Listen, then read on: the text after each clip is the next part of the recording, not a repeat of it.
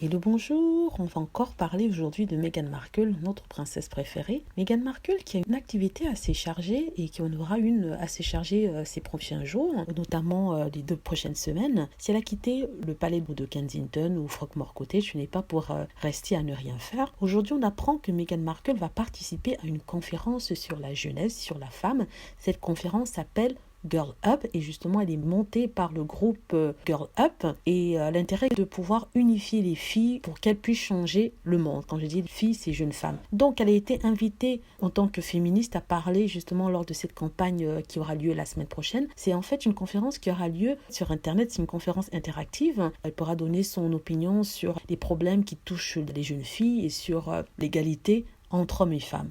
Donc c'est une campagne qui a l'air sérieuse puisque même l'ex-première dame des États-Unis a été invitée à parler, Michelle Obama a été invitée à parler, ainsi que Priyanka Chopra qui est une bonne amie, on va dire, de Meghan Markle et qui est une actrice célèbre à Hollywood, une actrice de série télé. Donc, alors, comme je disais, ça fait partie de la campagne Girl Up et ça sera une conférence globale virtuelle, un sommet plutôt, globale virtuelle qui aura lieu du 13 au 15 juillet. Donc elle sera amenée à discuter, à parler d'égalité, de justice sociale. Apparemment, ça semble faire plaisir aux fans de Meghan qui s'attendent à la voir resplendissante et aussi plein d'entrain et aussi prête à se battre pour les droits des femmes. Elle aura l'opportunité de parler de son expérience en tant que femme, comment elle a dû briser les barrières afin d'arriver où elle est.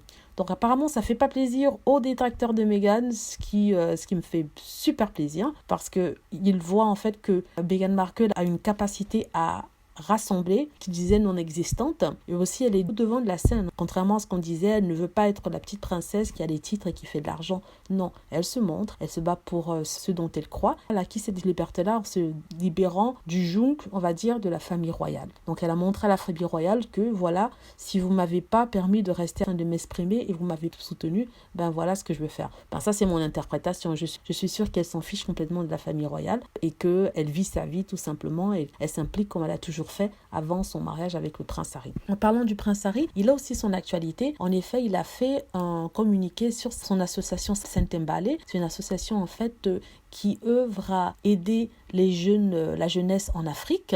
Et je me rappelle qu'il y avait d'ailleurs à l'époque organisé par exemple une compétition de polo et c'est ça qui lui permettait de ramener de l'argent afin de payer tous les projets en Afrique. Donc il a parlé de Saint-Mbale, il a parlé de son enthousiasme pour cette organisation-là, il a parlé des projets à venir, il a parlé du moral, il a soutenu ses troupes en leur disant que le coronavirus n'est pas la fin des choses et qu'il fallait se regrouper, il fallait garder le moral. Il a remercié les gens qui ont travaillé à ses côtés dans cette association-là. Voilà, c'est ce que je voulais dire sur le prince Harry et sa femme, qui sont en plein travail et qui ne chôment pas. Si le corona les avait emprisonnés dans leur petite maison, maintenant ils ont décidé de sortir et faire quelque chose. Merci d'avoir écouté, n'hésitez pas à cliquer sur like si vous avez aimé, à vous abonner pour plus de vidéos et aussi à cliquer sur la petite cloche pour être averti lorsque je poste une nouvelle vidéo. Merci.